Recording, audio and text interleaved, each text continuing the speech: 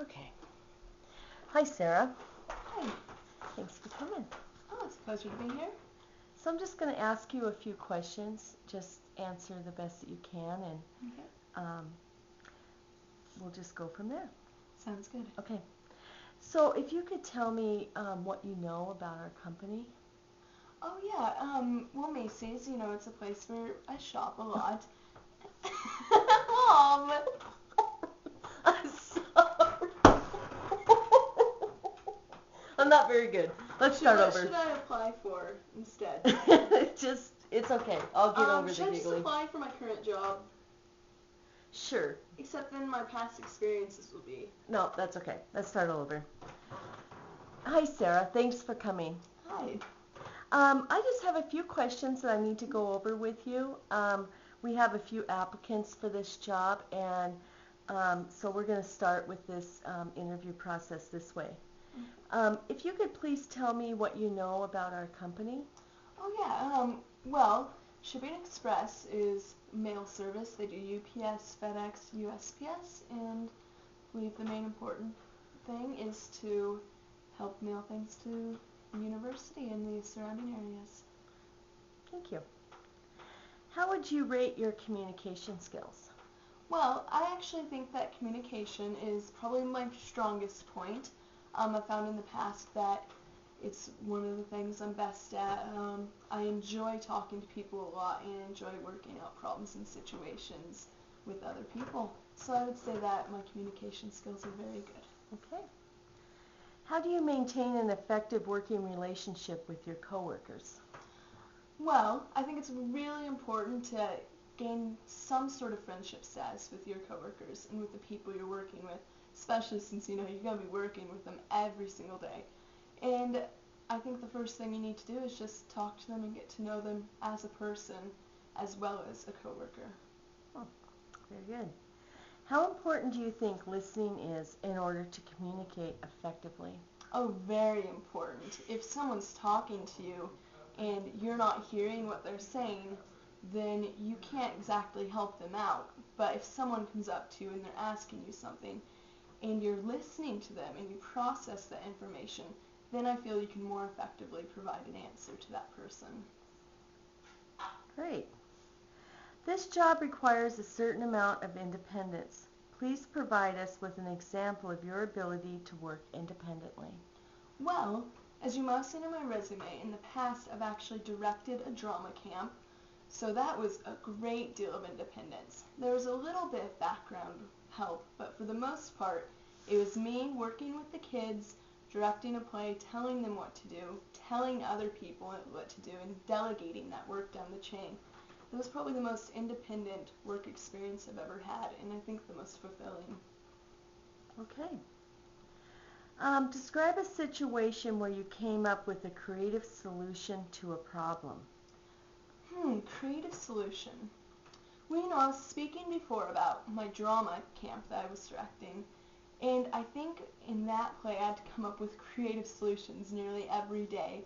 I mean, when you have a child who is too scared to say a certain line, and you have to find a creative way to get them to speak up, tell them to yell it, act like they're yelling at their brother or something, or coming up with costume design and set design. That was creativity every day. And in my everyday life, I like to think that I come up with creative solutions all the time. Okay. All right, this question's a little different, but I value what your opinion is. Why are manhole covers round? Oh dear. Let's think. It's a different question. I suppose it would be a structural thing so that when cars are driving over it, one corner doesn't tip up or something, so the whole thing can just drive over. Yeah. Oh, okay. What experiences have you had as a cashier? Well, in the past I've worked at a gas station, which I had to deal with taking money and giving out change. I've had other jobs as well that were just little jobs, even working in high school behind, a deli bar or something, always taking money and giving back change. So I do have an effective experience with giving back cash. And how many years was that? Did you do that? Oh gosh, I probably have about 4 or 5 years Okay. experience. How does your experience in education qualify you for this job? Well, I think that my high school education put together and my current collegiate experience has built me up to the point where I have the intelligence to do this job. And personal work experience, the sheer communication skills involved in customer service have really provided me a good basis for this job. I know how to effectively communicate with customers, effectively communicate with management, and effectively communicate with my coworkers.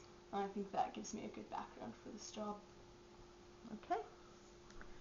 Briefly describe the most significant responsibility you have had in your career and what it taught you. Well, in the past shipping position I had, we actually had to do, as you probably do here, we had to do a lot of money orders and certified mail. And in those situations, people can be giving you up to $4,000 or $5,000 and asking you to deal with that. That can personally be stressful for me because as a college student, that's more money than I've ever seen. And handling that money, making sure you deal with it properly, you don't miscount that high value. And when you're doing a certified, as you know, you have to stamp it properly, fill out the paperwork properly, and if you don't, it's kind of your own back end on the line. Okay. Sarah, how do you deal with conflict? How do I deal with conflict? Well, I think, depending on the sort of conflict, there's a few things you can do. If it's personal conflict, you just need to sit down with yourself and work it out amongst yourself and make sure that everything's okay.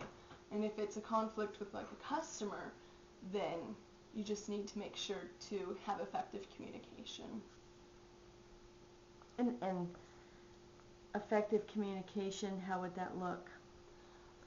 Effective communication would be making sure you're listening to the customer, listening to them and hearing what their problem is. Again, when we're talking about effective communication, listening to them and then trying to get to the main problem of what their problem is, the main point of their problem, and asking them, what can you do for them, what can you do for them? And it's true, the customer is right, and you need to just do whatever you can for them. And in the end, if you can't, you need to let them know that, but always be polite to them about it and be as helpful as you can. Okay. What are the steps involved in successfully handling an irate customer? An irate customer, there's something I've seen before. Irate customers can sometimes be difficult, but I think the most important thing to do is, again, listen, hear what they have to say. If I personally cannot help them, I think it's important that they see me try to, and then that they see me get someone from management to try to, because sometimes I can't do what other people can do. And we all have to work to try to sort it out and to try to calm the person down. I think that's the most important thing to do, is not to fight back, but to try to help them. Okay. What does customer service mean to you? Customer service. I think customer service means to me helping someone, helping the customer, taking as much time as necessary on each person and helping them to the best of your ability and getting the job done. Because even if there's a line of 20 or 30 people, I think that each person that comes to the table should have the same amount of time as the last, and that you should give them the same commitment and dedication that you gave each and every person. Okay. Well, thank you, Sarah. I just have one more question for you. Is there anything else you would like me to know about you? Okay. Well, about me. That's always fun. Well, I have past experience in drama. I love acting. I love communicating. I love traveling. I just love people in general. I think that's a key factor that you'll always find about myself. So I love talking to people about anything and everything. I think that's about it. All right. Well, thank you, Sarah, for coming. Yep. Thank you very much. Have a good day. You too.